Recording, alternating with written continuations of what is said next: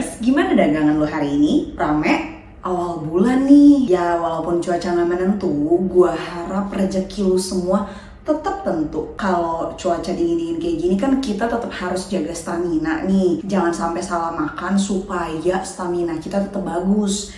Kayak gua nih yang lagi nyobain cincau.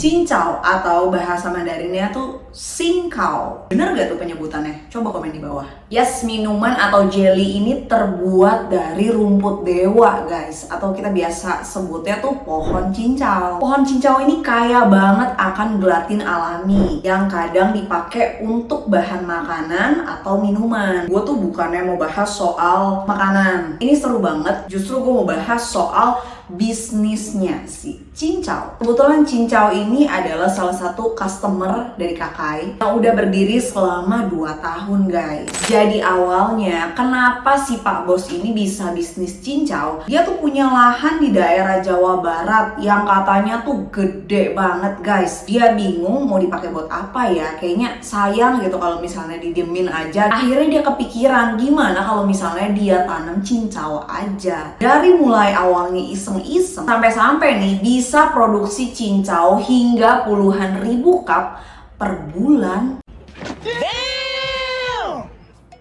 Nah itu gila sih, bisa bermanfaat gitu ya. Tapi awalnya tuh gak ada yang mudah dan gak semudah cerita gue juga. Jadi bisnis cincau ini awalnya ditolak konsumen, masih dinilai makanan receh lah. Lama sampai makanan ini tuh diterima karena semua nganggapnya cincau ini makanan yang rendah tingkat kehigienisannya. Tipe-tipe kuliner pinggir jalan gitu yang emang dipandang sebelah mata. Sampai-sampai si Pak Bos nih hopeless guys. Karena ngejual 20 cup per hari aja tuh susah banget katanya. Dia sampai mikir ini bisnis bisa berkembang gak ya suatu saat ya.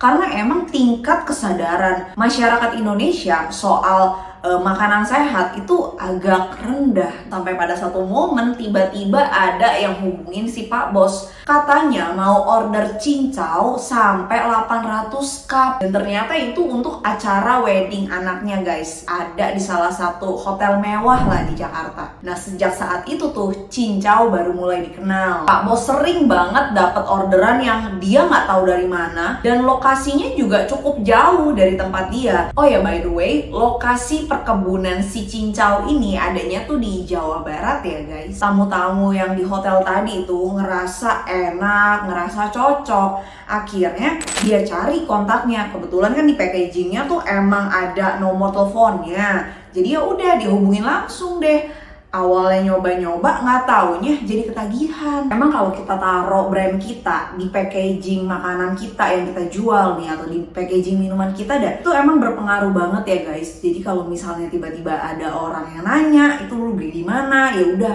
nggak usah dijelasin, lu tinggal lihat aja packagingnya. Oh lu tahu itu dari brand apa, tinggal cari di media sosial atau di Google gitu lokasinya di mana dan ya udah akhirnya terjadi deh transaksi. Nah kebetulan packagingnya tuh kayak gini, dipakein stiker gitu supaya kelihatannya lebih lucu ya. Kalau misalnya kayak cuma satu aja kan kayaknya kurang gimana gitu. Jadi dia pakai stiker biar satu set antara si palm sugarnya sama si cincaunya. Nah kalau si palm sugarnya ini tuh ditaruh di cup sambal 60 ml. Sebenarnya ya bisa dipakai untuk apa aja ya, nggak harus sambal. Cuman kita nyebutnya ini cup sambal 60 ml yang emang kapasitasnya tuh 60 ml. Lihat deh dikocok-kocok gini tuh airnya nggak bakalan tumpah karena memang tutupnya serapet itu. Terus dia pakai juga cup puding 8 oz yang kapasitasnya 240 ml. Biar orang nggak repot dan bisa langsung makan, dikasihlah sendok guys yang emang steril nih. Jadi nggak usah nyari-nyari tisu, ya udah tinggal dibuka terus dimakan deh. Dan kalau gua bilang memang enak sih, maksudnya nggak terlalu manis, tapi berasa gitu. Ya udahlah, lo langsung cobain aja, lo langsung beli. Nah di awal tadi kan gue udah jelasin tuh, nggak semua masyarakat Indonesia tuh aware sama yang namanya makanan atau minuman sehat. Ya banyak di antara kita, bahkan gue juga kayak gitu kadang mikir tuh makanan yang penting kenyang kan. Soal sehat apa enggak, ya belakangan deh. Sedangkan si cincau ini ya memang makanan sehat guys. Sesuai dengan misinya Pak Bos, beliau ingin menyuguhkan makanan sehat untuk masyarakat Indonesia. Jadi ya udah, sekarang cincau tuh difokuskan untuk market menengah ke atas aja, bukan buat kaum mendang-mending kayak lo atau gue sih. Tapi kebetulan gue udah in chef guys, makanya gue beli ini cincau untuk nyobain langsung ya. Karena kalau cuma diomongin tapi nggak dipraktekin, bohong dong. Kalau lu lagi susah buang air nih, nah sebenarnya lu makan cincau ini tuh bagus banget tau nggak? Biar BAB lu lancar sebenarnya. Karena katanya yang gue baca, si cincau ini tuh kaya banget akan serat, terus juga antioksidannya tinggi dan anti-inflamasi. Nah, coba tuh yang emang anak kedokteran, coba komen bener gak tuh? Ada pertanyaan nih, kenapa cuma buat kalangan menengah ke atas aja? Ya sebenarnya siapa aja boleh makan cincau sih, asal beli ya, bukan minta.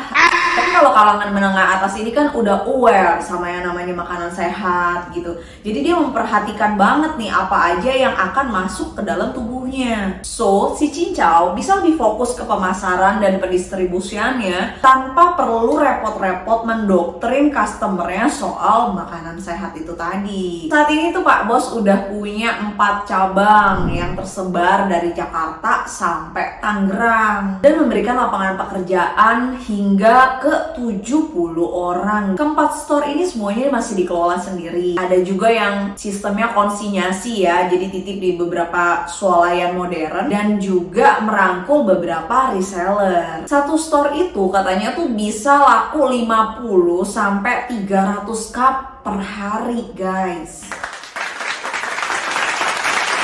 Sebanyak itu. Harga jual per satu cupnya itu tuh 15.000 ya. Jadi lu hitung aja lah ya, omsetnya berapa sih per hari. Bisnis cincau ini semuanya dilakukan mandiri dari hulu ke hilir oleh si cincaunya sendiri. Dari penanaman bibit cincau, panen, produksi hingga siap konsumsi sampai ke pendistribusiannya, semua dilakukan sendiri oleh cincau. Untuk memastikan cincau yang diterima konsumen dalam kualitas terbaik dan tepat waktu. Kenapa harus tepat waktu? Ya karena cincau ini nggak tahan lama guys. Dia nggak pakai pengawet. Jadi kalau di suhu ruang itu tuh cuma tahan 3-5 jam. Nah kalau di kulkas sendiri bisa lah 4-5 hari. Jadi yang kalian makan tuh, termasuk yang gue makan ini tuh fresh guys. Jadi buatan baru. Ini tuh gue beli tanggal 6 dan expirednya tuh tanggal 8 gitu. Jadi ya emang bener-bener se-fresh itu. FYI di Indonesia sendiri tuh sebenarnya belum ada perkebunan cincau dalam skala besar. Biasanya tuh cincau jadi tanaman-tanaman hias ibu-ibu lah yang ada di pekarangan rumah gitu.